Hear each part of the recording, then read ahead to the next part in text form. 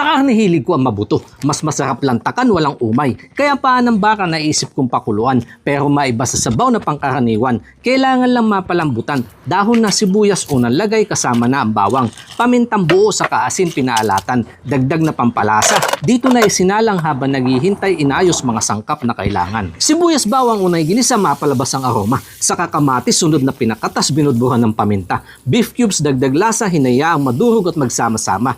Tomato paste dahil kailangan ko ng masarsa sa kalagay ng paa. Malambot na kaya kasama na din na saba. Dito hindi na ako gagamit ng patatas, diretso na kerot, di na pinirito, bawas mantika. Pork and beans inilabas sa lata. Pero bakit panay beans asan ang pork? Wala akong makita na scam pa ata. Pinagpakuluan ginamit na sabaw, sinala, mga hibla maiwanan, hinayaang sumingaw at bahagyang matuyuan hanggang makuha lapot na kailangan. Sa huli damay na ang gulay, bagyo beans at repolyo ang naisipang ilagay. Kapag ganto ang ulam walang umay, putsero sa karamihan, pero paan ng baka mabuto. Taob ang kanin sigurado, umulan umaraw panalo, sa version ni Kanayon tatawaging butsero. Thank you Lord Jesus, sa biyayang pinagkaloob mo yung araw. In Jesus' name, Amen. Dito po agad tayo sa buto-buto.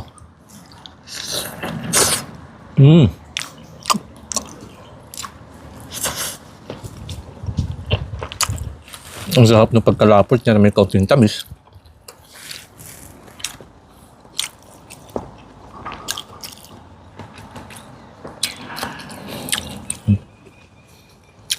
Lambot. Yan po yung kanyang litid.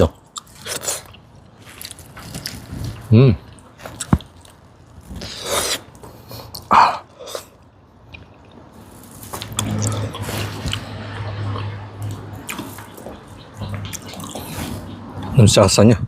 Sakto. Sarap pahit-pahit dito sa bahaw. Medyo mainit pa nga lang.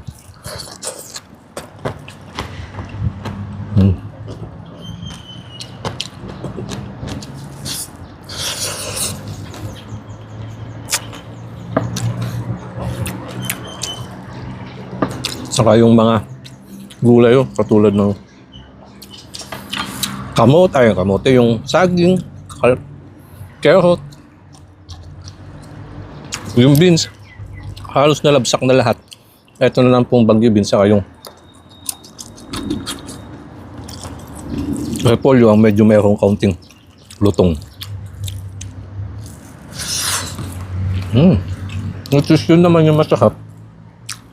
Kaya nga, inihuli ko kakalagay. Yun o.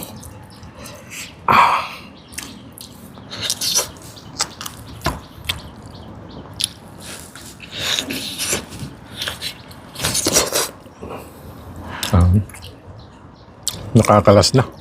Ang daming collagen.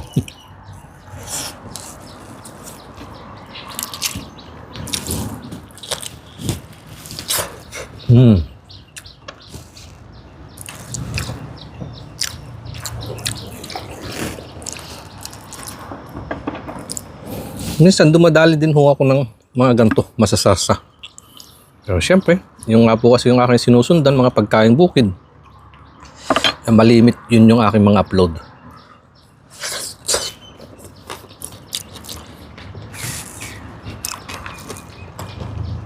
Pero kapag napapaibigam, mayroon na din po akong upload ng mga sarsyadong isda, curry chicken, yung mga ganyan. So, paminsan-minsan.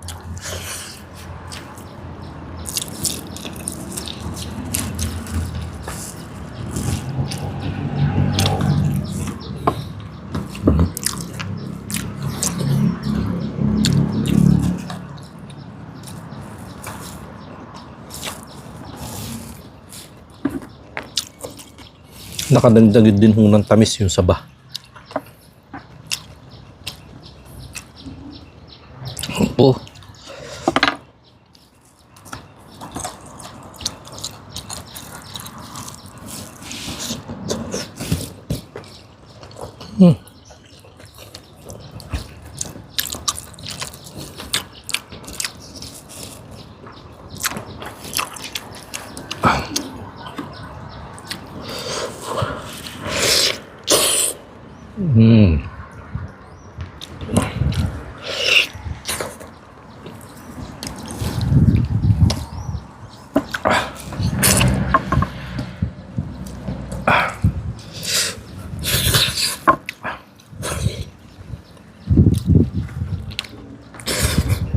Hindi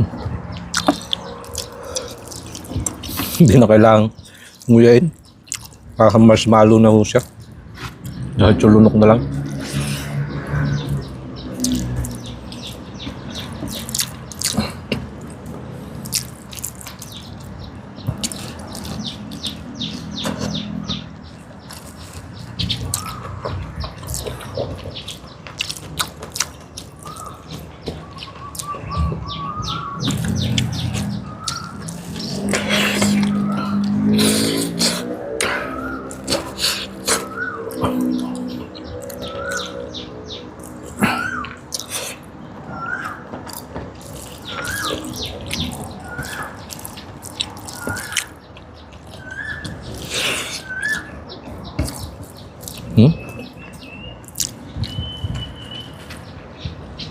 Sarap.